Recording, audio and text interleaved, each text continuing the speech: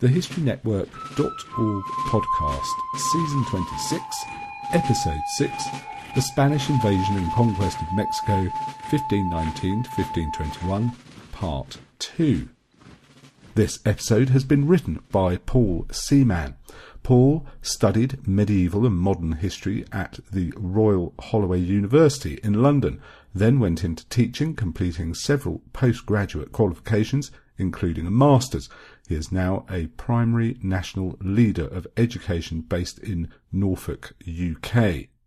He spends his time between work, family, and indulging his passion for military history, primarily through wargaming with the New Buckingham Historical Wargamers. It is clear that Cortes was determined, resolute, but ultimately a gambler and risk-taker. Thus far he had taken his small force of Castilians and, with relative ease, had taken quasi-control of the most powerful empire in Central America. Soon, however, he made a gamble that risked all he had achieved. He had taken on the Aztec political leadership and seemingly won. Now he took on their region. With a selection of hand-picked men, he went to the great temple, climbed the many pyramid steps, and slashed the curtains open with swords. When the priests ran to see what the commotion was, Cortes instructed them that the blood-soaked statues of their gods would be replaced by statues of the Virgin and Child, and the walls would be cleaned and whitewashed. The priests merely laughed and explained that the whole Aztec people were willing to die for their deities. The standoff was only ended when Moctezuma himself arrived and suggested that the Aztec statues be left, but a cross and Christian statues be erected next to them. This move by Cortes was more than the people were willing to tolerate. Incited by the priests who claimed that the gods would abandon Mexico unless the Christian statues were removed and the Castilians killed, the Aztecs began plotting revolt. Cortes realized his position was untenable without more soldiers. Cortes persuaded the emperor that they now only wanted to return home. Upon hearing of the arrival of more Spanish ships at Villarica, Moctezuma acquiesced. These ships were, in fact, a force sent by Governor Velasquez in order to bring Cortes to justice. However, these new soldiers were green compared to the now veteran conquistadors, were partly lured by the gold and wealth Cortes could show, and had collected, and were unaccustomed to fighting in this terrain. The Spanish expedition to arrest Cortes was soon defeated, and the bulk troops were pardoned and incorporated into Cortes's army. But the expedition had also brought with them a terrible and invisible ally for Cortes in his fight with the Aztecs, smallpox. With no inherited immunity, it is estimated that as much as 90% of the entire native population of the New World ultimately died of diseases introduced after Columbus's arrival. While dealing with the issues near Villarica, Cortes had left Pedro de Alvarado in charge of Tenochtitlan.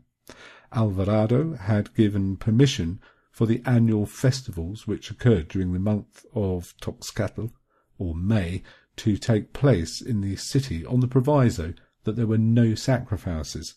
However, it was discovered that not only were the priests planning to sacrifice people during the festival, but at the end the Christian cross would be thrown down, signalling the start of a great revolt in which the Castilians would be overwhelmed. Aztec numbers would be swollen by pilgrims coming into the city for the festival. Alvarado waited for the festival to begin on May the 18th, 1520, then took the bulk of his remaining troops into the temple compound, where there was a pitched battle between the Spanish and Aztec armed warriors. Alvarado focused his attacks on the Aztec nobles and warlords, killing them and leaving the rest of the warriors leaderless. Outside, 1,000 Tlaxcalans surrounded the temple court to prevent reinforcements gaining entry. Eventually, the Tlaxcalans and Castilians managed to fight their way back to the palace, leaving the temple compound strewn with blood and dead Aztecs. There they were besieged. Cortes was made aware of the turmoil and rushed his army, newly strengthened, back through Tlaxcala, where he was joined by several thousand more Tlaxcalan fighters. There then followed a confusing period in the city. Cortes and his army gained entry to the palace, but again were themselves besieged by the Aztecs. Time and time again the Mexicans attempted to rush the palace, setting fire to parts of it at one point, but again they were pushed back. Squads of conquistadors raided out into the city itself, burning down the temple and buildings surrounding the palace. However, soon nearly every soldier was wounded, and it became clear that, despite their terrible losses, the Aztecs would win this war of attrition through sheer numbers alone. At some point in the fighting, the Aztecs deposed Moctezuma, acknowledging that he was too much under the control of the Spaniards. His younger brother, Cuitlahuac, was named emperor instead. That too was soon deemed irrelevant, as Moctezuma died amidst the fighting, possibly struck on the head by a rock, during a meeting where there was an attempt to negotiate a peace which deteriorated into violence, or possibly murdered by the Castilians once it was clear he was no longer emperor. By June the 30th, with the siege almost a week old and their position untenable, the conquistadors planned a breakout. The old treasure room was broken open, and the treasure largely melted down into ingots for ease of transport. The rest was divided up between the men. At around midnight, the long line of Spanish and the Tlaxcalans began to file out of the palace and onto the causeway, passing sentry posts where Aztecs had taken cover from a storm that had begun to rage around them. However, soon the alarm was raised, and Aztec warriors began to swarm onto the causeway, with more coming up alongside in canoes. At least 600 Spanish fell, and several thousand Tlaxcalans, including those that tried to protect the baggage train, which ironically was captured and distracted a large number of Mexicans from giving chase to the mainland. The night of June 30th to July 1st, 1520, is known in Mexican history as the Noche Triste, or Sad Night. The beaten and decimated Spanish managed to reach the safety of Tlaxcala, albeit constantly harassed by Mexican skirmishers along the way. The Aztecs decided in their hatred for the Spanish to finish them once and for all, choosing to meet them in battle on the plain of Otumba. This proved to be a serious tactical error on the behalf of the Aztecs. Despite overwhelming numbers against a weakened, wounded and starving enemy, the Aztecs had not yet fully comprehended the importance of cavalry on such a field, having only witnessed the horses thus far within the streets of the city. Around 1,000 Spanish and Tlaxcalans faced an army 10 to 20 times their number.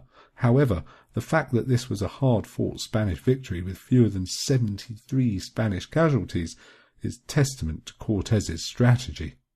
He instructed his troops to target enemy leaders and captains, aiming to destroy Aztec command and control in a similar way to that which Alvarado had done in the Toxcatl massacre. At the same time, he led continuous shock cavalry charges against the enemy, which the Aztecs had never experienced before and had no tactic to counter it. The combination of the two led to fear, confusion and disorganization within the Aztec ranks, and came to a head when Cortes and his cavalrymen spied the Aztecs' leader and main commanders, charged them with cavalry and rode them down with swords and lances. This was the final straw, and the Aztec force diminished greatly. Morale shot, they were soon driven from the field. When the battered Spaniards finally reached Tlaxcala on July 10th, they were greeted with the words, "This is your home, where you may rest and find pleasure after the hardships you have suffered." The experience of the flight from Tenochtitlan did not bow Cortes's resolve. He remained as determined as ever to conquer the Aztecs or die trying. After a period of recuperation and healing, Cortes sent for more power and arms from Villarica and set out with a mixed force of Spanish and Tlaxcalans to move against various Mexican towns. Some were sacked, some were cowed, while any armed resistance, such as at the city of Tapieca, was defeated largely due to the presence of the Castilian cavalry and the Aztec inability to tactically negate its effect. Cortes founded the city of Segura de la Frontera in Mexican territory and raised buildings, defences and administrative organisations in a very short time. Sailors and carpenters were brought in from Villarica, building brigantines that could be assembled on the lake at Tenochtitlan. Governor Velasquez sent 2 ships to re-equip the failed expedition to oust Cortes, unaware of its defeat, and this power, arms and equipment was promptly requisitioned by Cortes, who used these ships and some of his new wealth to send for more men and horses from Santo Domingo. The bribe he had sent to the king also bore fruit as men and equipment began arriving directly from Spain. Cortes was mustering his forces with some success in order to reignite the attack against Mexico. Meanwhile, the city of Mexico was already under attack from foreign invaders. The smallpox disease had finally reached the city, devastating the city for 60 days. Among the dead was Moctezuma's successor and brother, Cuitlahuac, who was in turn succeeded by his younger cousin, Cuauhtemoc, who would become a symbol in later times of Mexican nationalism and independence. On December the 26th, 1520, Cortes took his forces and left Segura de la Frontera. Alongside 10,000 Tlaxcalan soldiers, Cortes also now had a well-equipped, reinforced Castilian contingent. The conquistador force marched almost unopposed through Texcoco, many towns surrendering without resistance. Idols were smashed and temples ransacked. There were skirmishes with Aztec troops, but soon the force was on the shores of the lake, with Tenochtitlan visible and the surrounding settlements taken, establishing the basis for a siege. Amongst the captured towns was found significant evidence that Spanish prisoners captured during the Noche Trista had been sacrificed at the temple. On April 28, 1521, the brigantines were launched on Lake Texcoco. Soon, Allied native troops began to arrive, 50,000 from Tlaxcala alone. Cortes's plans were finalized. One thrust of 200 Spanish and 25,000 natives would come from the western causeway, with 2 separate thrusts of a combined 400 Spanish and 50,000 natives from the south. Fresh water was cut off to the city. Separately, Cortes would command the fleet, with each brigantine transporting 19 Spanish soldiers. The 80 days of the siege were loaded with to and fro attacks up and down the causeways and on the lake. At one point the Spanish fleet encountered 500 Aztec canoes filled with warriors, but a strong breeze picked up, helping the brigantines to smash the canoes, down the warriors, and drive the rest back to the city. On another occasion, Alvarado led his men into an ambush in the city itself, resulting in 5 Spanish being captured alive. The Spanish could hear and at some point see their comrades being sacrificed from afar, and the body parts of various victims were often thrown into the Spanish' ranks in an attempt to demoralize them. Hatred grew and grew. No quarter was asked and none was given. After 7 weeks of fighting, Cortes called a halt and sent detachments to his allies to press for more men. Soon another 150,000 native troops were at his disposal. The offensive was renewed. As each block of the city was taken, buildings were demolished and used to fill in the canals and gaps in the causeways to aid his men in their fight. The city suffered terribly. Already weakened by the smallpox epidemic, the people were now dying of starvation and thirst. Civilians began giving themselves up to the Spanish. The Tlaxcalan allies also began to enact a terrible revenge on centuries of rivalry and warfare with the Mexicans, some 15,000 captives being killed or sacrificed on one day alone. By August 1521, Mexican resistance had been pushed back into a single corner of the city. The Emperor Cuauhtemoc realized the city was lost, and soon the lake was filled with canoes as the Aztecs attempted to flee the city, including one containing the emperor and his family. However, when Cortes realized what was happening, he sent brigantines to capture the emperor, who was, quote, noticeable in his canoe with imperial awnings. Captured, the defeated emperor was brought before Cortes, and despite his pleas to the Spaniard to be executed, Cortes praised him for a dogged defence of the city, expressed his regret at the deaths on both sides, and allowed him and his family to survive. The siege was over. On August the 13th, 1521, the old history of the New World was ended, and the new history was begun. The so-called New World would never be the same again. Thanks for that awesome script, Paul.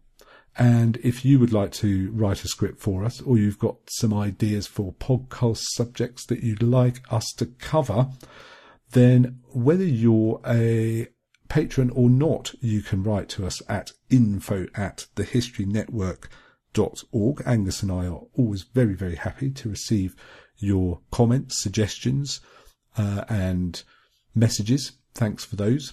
And if you'd like to become a patron, just go to patreon.com/thehistorynetwork and find out all about our Patreon campaign there. Thanks once again, Paul, for the script. You've been listening to the historynetwork.org podcast, written by Paul Seaman, read by Nick Barker.